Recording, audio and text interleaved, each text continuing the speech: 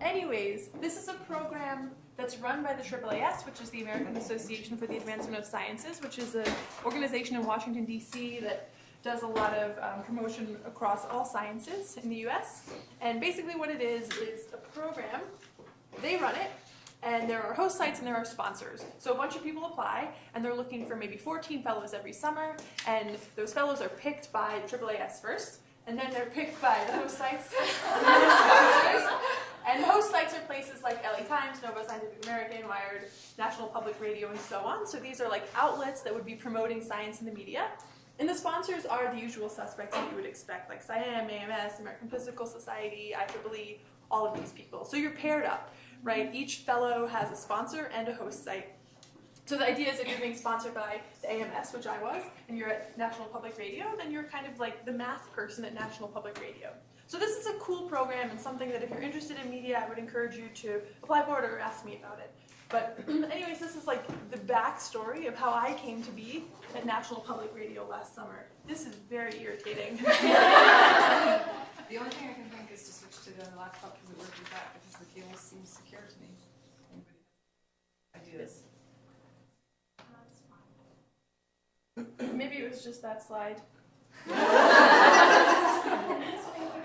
So the big motivating question for me over the summer was how does math actually become media, right? So how do we go from this guy standing at a chalkboard proving the Poincare conjecture to, say, Stephen Colbert smashing donuts on his late night show, right? So if you caught this, this was like, to me, the most glaring example of like, how on earth did his people get wind of this? Who explained it to him? How did he know this was going on? Who were his like scientific consultants on the story?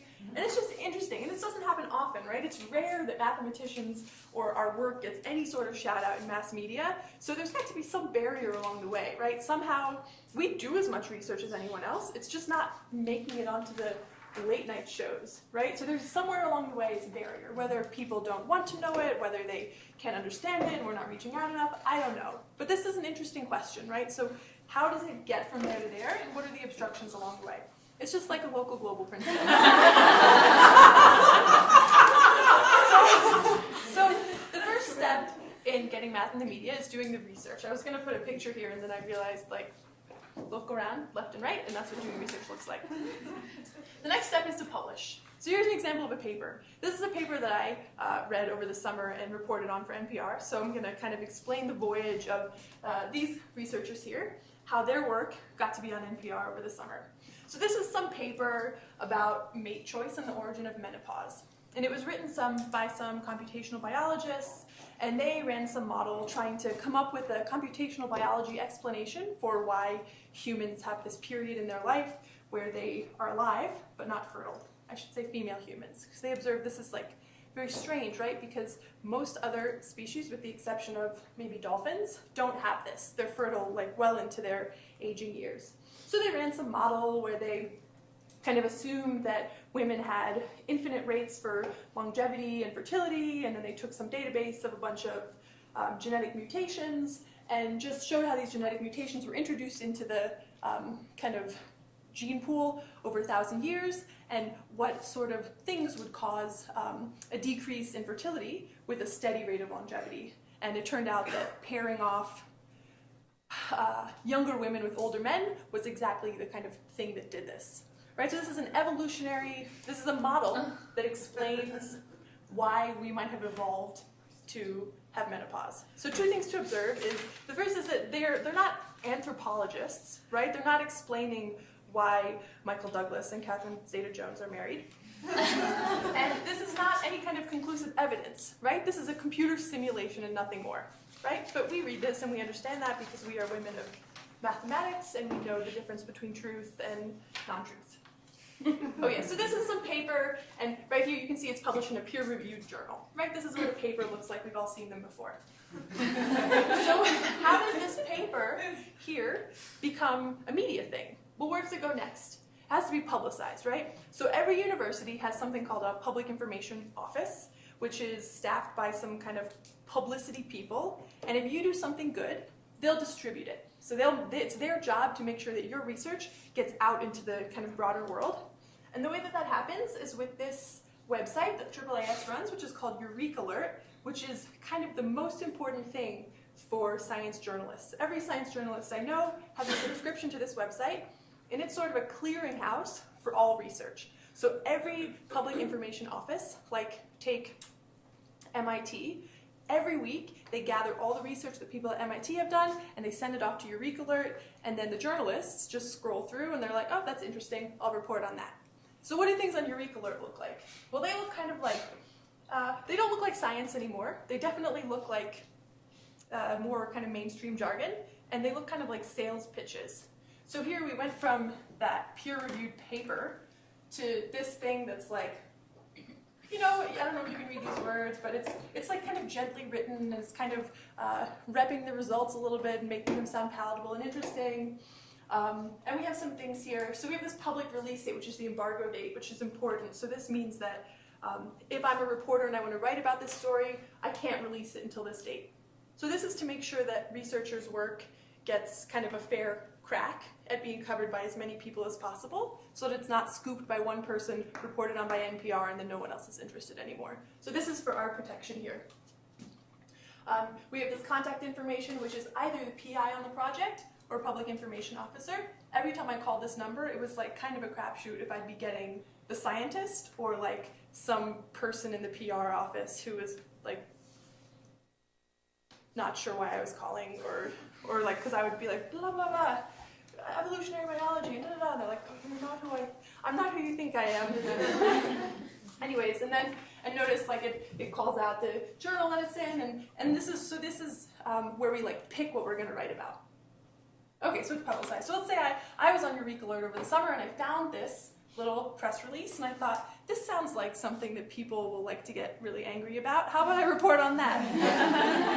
And so I did. So the next thing to do is report. So this is me sitting in a little sound booth at NPR with my thing, calling people, which was really fun because I would always call people and be like, hello, this is Haensch. I'm a reporter at National Public Radio, which felt so weird because like, it's NPR, right? Love it. So I would call and I would ask questions. So what are some questions I would ask? The most basic is, what did you do? Tell me about what you did. And then maybe, were you surprised by the outcome?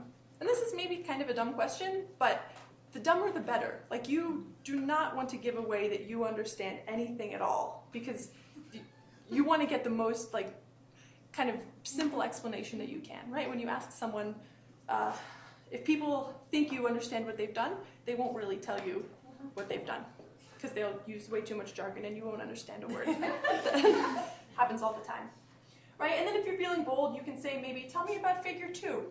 And then they'll tell you about figure 2. And often when I ask this question, if I asked a particular question about a graph or like a figure in a paper, they would say like, whoa, you're really looking at the paper? You really read it? Wow, thank you. Thank you, that's so nice. So this was for me like one light bulb of why this isn't happening for mathematicians, because reporters don't really read the paper, right? They don't read the paper, but they don't really dig too deep, right? So this is like an important, I guess an important bookmark that I put in my head of like, this is something to think about. It's important that journalists know what they're talking about on some level. And then I would say, you know, what's next? What are you guys going to do? What's your plan? And then just for fun, this is going to make people really mad, isn't it? Yeah, it is. Like people, for some research studies, like people are going to hate this. People are going to be commenting on this and just like really annoyed by your results, whatever. And that would get them usually fired up and laughing, and so that was good. So at this point, I've reported on this story. I spoke to Jonathan Stone, one of the researchers, and I got all my notes. And the next move now, of course, is to write a piece about it. So once I've done that, I write this piece, and it's called How Men's Choice of Mates May Have Led to Menopause. And it's on npr.org, and I choose a picture and a little caption to kind of go with it. And I won't put the whole article up here, but I'll say a few things about what types of things appear in these articles. So one thing is that they're always a little bit silly, right? So rather than saying, you know, a team of biologists at McAllister ran a mathematical model, no, you say like something a little bit quippy about old men dating younger women, and then kind of go into the more technical aspects of the research. So right, you're going to have a kind of a nod to what they actually did, but maybe in kind of gentler language. And then it's also important to always interview the opposing sides, right? So for this paper, I called some other evolutionary biologists and asked them if from their evolutionary biology standpoint, does this computational model actually make sense? And of course they say, oh no, absolutely not. This is like the most horrible thing I've ever heard. And it's well known that male chimpanzees prefer older female chimpanzees, and it makes no sense that, evolutionarily this would have occurred. But so the take home from these three comments is that it's very important to use an approachable style to talk about things. It's important to not lose the actual research of the work, and it's important to kind of place it in context of what's been known already. Okay, so this was the journey of that particular paper from peer-reviewed journal to NPR. But of course there are a lot of kind of potential pitfalls along the way. And there's my one PowerPoint slide transition. In case you're waiting for that. So, one big question that came to my mind is, how do you actually reconcile readability with rigor, right? So you want to talk about the science, and you want to make sure that what you're saying is not misleading. You want to make sure that it's informative. You don't want to be saying nothing. But how do you, so you have this graph that's in the paper, right? So how do I actually explain this graph, but make it interesting to read? And moreover, how do you make it interesting to read without like overshooting the mark? So for example, I read a lot of other media coverage of the same paper, and this was one that I found particularly kind of appalling. Cradle snatchers cause menopause, says biologist. And this I didn't like, right? Because now you've made it very readable, and it's definitely clickable, right? If you're on Facebook and this comes on the side, you're probably going to click it and read it. But the story itself, this is from The Guardian, the actual text of it kind of really obscures what they actually did, and it kind of suggests something other than what the results of the paper really were, and I think that's dangerous, right? So there's a sweet spot of kind of relaying the information in an interesting way without obscuring the information. But then, of course, I ask myself, well, if someone clicks on this and reads it, and they're being misinformed, that's bad, but I guess it's kind of good that they clicked on it in the first place, and maybe they learned something which is better than nothing, right? I don't know. So then there's also the question of like hype and entertainment, right? So we know that if you think about like an entire body of research, if this is, I don't know, some finding a ternary hostile local global principle here, right? then you can think that this is representation with strong approximation, which someone proved like back in the 90s, and it's one tiny piece of a gigantic puzzle, right? So conceivably people could report on the tiny piece, and usually that's what you have to do because research gets rolled out in very short stages, right? So you kind of want to entertain people and give them this whole story, but it's very dangerous if you make it sound like the approximation property is the ternary local global principle, right? Like you don't want to make it sound like this tiny bit of research actually has solved the problem. So it's important to like keep it real, right? To like not overinflate stuff. And this is a challenge, and I don't know how to do that, but you also don't want to under-entertain, right? You don't want to make it boring, because then don't do it at all, because no one's going to read it. So I don't know what the best answer is to that, but that's a question in my mind. So then another question is, when you're actually reporting, what's more important? Talking about what they did or what they found, right? So if you're talking about a tiny piece in a giant puzzle, it's always interesting to say what people did, even if it's not interesting to say what they found. But in general, I find that journalists don't want to talk about that. It's not interesting to talk about how this computational model was actually set up and what it's testing for. It's just interesting to say that old men dating young women causes menopause, right? So I'm of a mind that the doing is more important than the finding in some sense, but I don't know. There's a great divide on that one. And then the last question that kind of relates to that is, should reporters really be teaching science? So that's what talking about the doing really is, right? So if you talk about the finding, you're kind of black boxing it and not talking about any of the buildup. But to talk about the buildup, you have to kind of start at basic concepts and like get to the finding, which means in some sense you're teaching science, right? And many reporters feel like, well, that's not my job. I shouldn't be teaching anything. I'm just giving information. So this is another thing that I'm just truly not sure about, if it's a reporter's job to teach science or just deliver information. Maybe this is like a particular kind of reporting, or like a math communicator or something. Not to like totally derail us, but isn't giving information sort of the basis of teaching? What is teaching, right? You're passing along. Yeah, but I guess giving,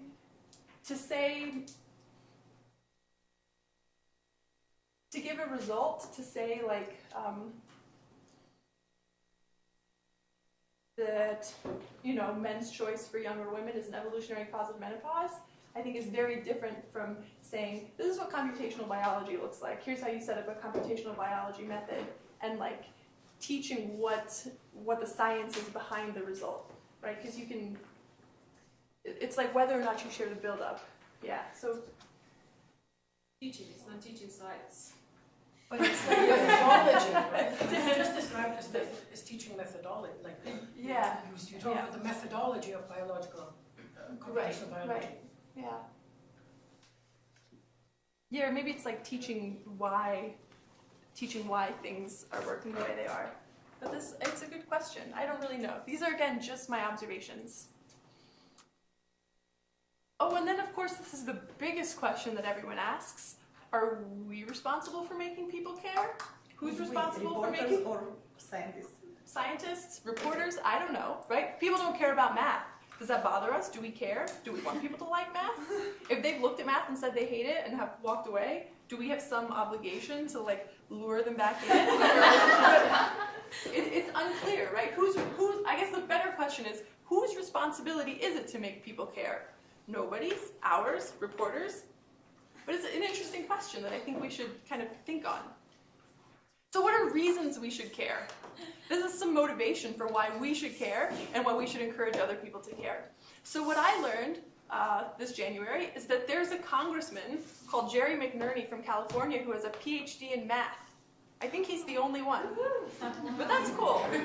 So he's very clear on this fact that abuse of math is hurting democracy. This is why we should care, because a democratic country runs better when people understand math, when people understand what's going on in the country. And if everyone understands what's going on, it's better for all of us because we can make better decisions and act kind of more intelligently as a nation. So another reason would be for personal agency, right? There are things that you can do when you understand math that you can't do when you don't. Right, and I think that the financial crisis was a fantastic example of this, right? In the housing bubble, and people feeling like they got taken by finance companies and what have you. Maybe if there were better understanding, people would be able to better kind of brace themselves for things like that. And this was something that Kathy O'Neill feels really passionate about. If you don't know Kathy O'Neill, she writes mathbabe.org, which is a fantastic blog. Right, and so to her mind, it's important to explain things to people in plain English so that they can make better decisions for themselves. And then my favorite reason comes from my favorite person, Stephen Strogatz, who says, no, don't think about helping people. We have a beautiful thing to share. So this is not for anyone's good. This is just like, hey, look what we can do. It's like art. It's beautiful. Why would we withhold that from people? So this is a nice reason as well. But these are three kind of compelling reasons why we should care and we should want other people to care. So what can you do? Well, you can blog about it. So some people blog about it, including Kathy O'Neill, and her blog is about kind of quantitative issues that we see in real life, so exploring kind of real life issues through mathematics. Terrence Tao writes a blog that's more about research, so this is totally different from Kathy O'Neill's blog. It's really about current research, what's going on, what's he thinking about, and how does research happen. And another great resource is this blog on math blogs, which is run by Evelyn Lamb and Bree Feingold. And this is more just entertainment, right? So we've got kind of the,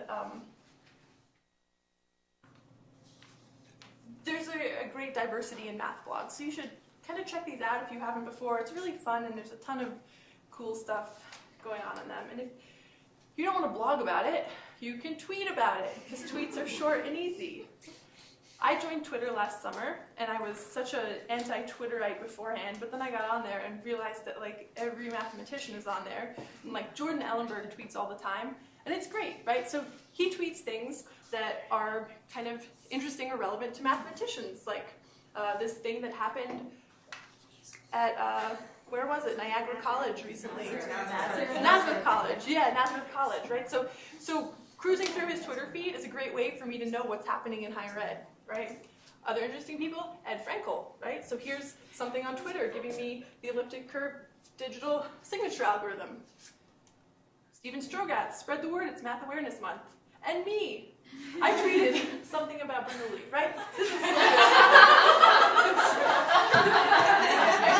But the point is that I log onto Twitter after lunch, cruise through it, and at my fingertips, I have like 25 interesting articles about mathematics, higher ed and academia, teaching stuff, cool projects to give undergrads, and it's all right there. It's on Twitter, and I just love it. I'm Extreme Friday, you should follow me. That's all I'm going to say, but the other cool thing about working at NPR was that I had a mentor, and he was Joe Palca, and this is what the newsroom looks like. I was always curious. So that's kind of all I have to say.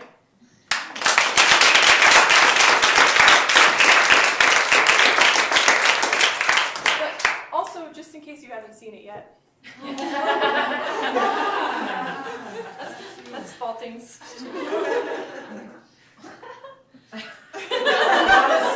You know what? Can we have that for the wing Twitter?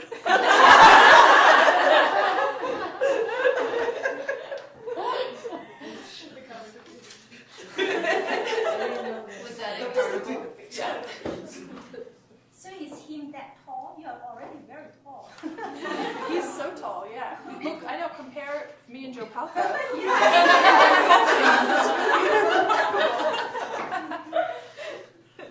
Did you resist when you tried to cut it off? He did, he ran, I chased him. I'm not proud. So what's the story behind this? Oh, this is at Carnival. There's a kind of feminist festival that goes along with Carnival. It's called Weiber Fastnacht, and it was when the women were sick of sitting home washing clothes, and they stormed town hall and kind of demanded equal rights. And now they celebrate this every year by having a parade, and all the women cut off the men's neckties. Which is exactly the intended symbolism, all right? It's a huge deal in Cologne, actually. I used to have a collection of ties. Although I was just going to ask about the story here. Well, it's the one time of year where, so this goes back, this is very old, it's the one time of the year where the women take over the town. So for this one day, the women get to take over the town. Like the other 364 days, the men run the town. So this is where it comes from. Bonn? Well, this is just part of the Carnival tradition, so any town. So in Germany, the big Carnival places are Cologne and so on and so forth.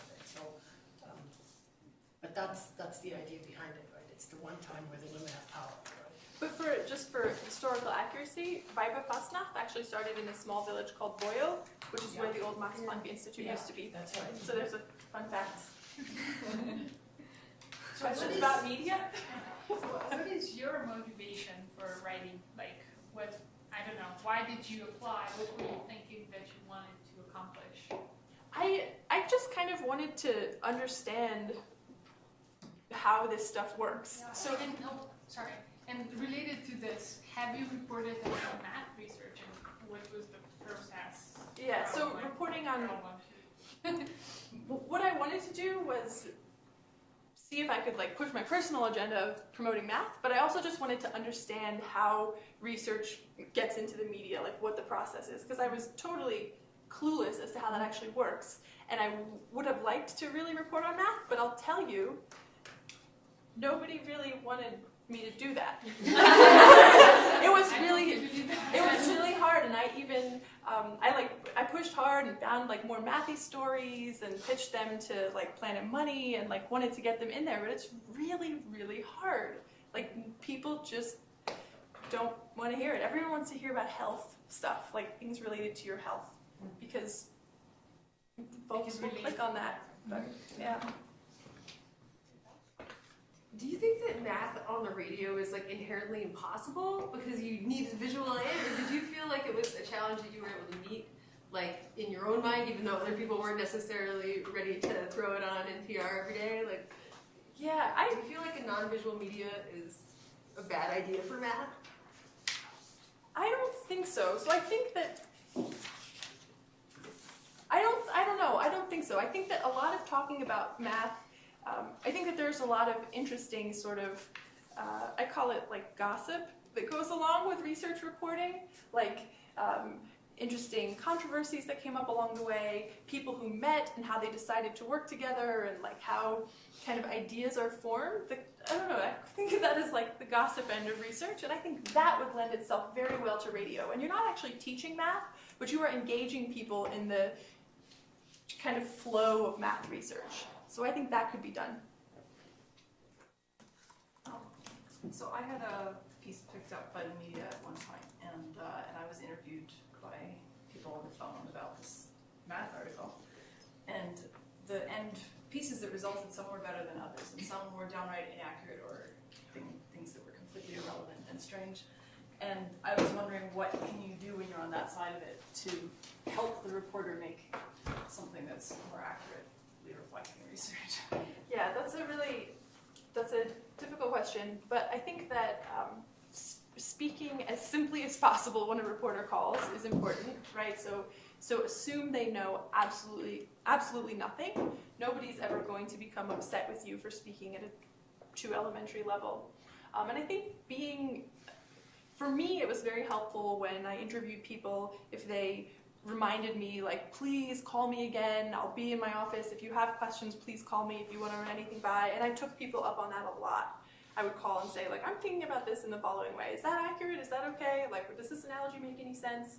So I think making yourself as available as possible to media people is the best way to do that, because you cannot proofread what they write. In fact, what I learned this summer is that at most media organizations, that's actually kind of illegal. Like at NPR, if I had sent my scripts or whatever to a scientist to read, I would have been fired. Like that was in my contract. Because that pollutes the media, right? You can't be sending politicians your scripts and asking them to proofread it. So just making yourself available and just bringing it down to the ground as far as technical level. So I'm really intrigued by the future of our society and what effect things like Twitter and Facebook and all that are going to have going forward for the next generation. But for the older generation that aren't used to having, professional recognition in those spheres, but more traditional, I think that it's impossible to underestimate the importance of AAAS as a resource. And AMS is now, supporting this media fellowship is something that they've done, obviously, which is really great, supporting congressional fellowships. But AAAS is so far ahead of AMS in the sense of trying to connect with the public to get support for science. And that's the bottom line is that we need that in order to have public funding for all of our research activities going forward. So I just wanted to highlight the fact that AAAS in their annual meeting, they have a call for proposals. So people, mathematicians, that AMS tries to get panels there every year. But you can propose a panel. You can propose a panel which is like, say, a discussion on women in math, or it can be on any aspect of science. And then what they do is they also publish Science Magazine. So they pick up all kinds of stories from the AAAS meeting and put that forward. And so given that the AMS is currently in the Committee on Science Policy trying to figure out ways for math to have a better position in society, to essentially to assure our funding into the future, and your great experience here, I wonder what kind of suggestions you have for the AMS and for the broader math community, besides tweeting and stuff, but more, I would say, on the professional side, what people in their professional lives in the universities and their research, what they can do. That's a good question. So, or maybe tweeting and Facebook is the right answer. I don't know. But so I don't have an answer, but it did strike me that among the other fellows who were there over the summer, I was the only mathematician, and everyone else, like, I felt like they had a relationship with AAAS already. They'd been to AAAS conferences and been funded by them for this or that, and I, to be perfectly honest, had never even heard of them before the fellowship. I didn't know who they were. I didn't know That's what why it I was. mentioned that. That's why I Exactly. said that. So that's a very good Everybody point. should know about So AAAS. somehow it should be as much part of our lexicon as AMS is. I think that we should be like hitting them up for funding and just putting ourselves in their line of sight. Going the big AAAS meeting. I don't know any mathematician who's ever been, except maybe you. Now I didn't know that, right? So yeah. So I think go. I don't know. But this is an important question and something I also observed. Get involved in AAAS. Yeah, somehow. Yeah, apply for money from them, maybe. Great, thank you.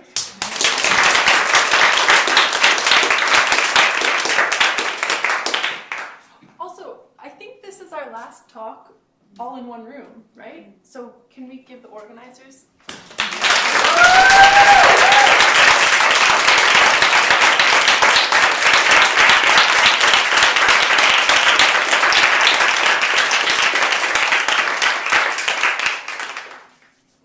It's just been a pleasure to be with you all, and I'm just really excited about all the work getting done here and talking with all of you, so it's been really fun for me too.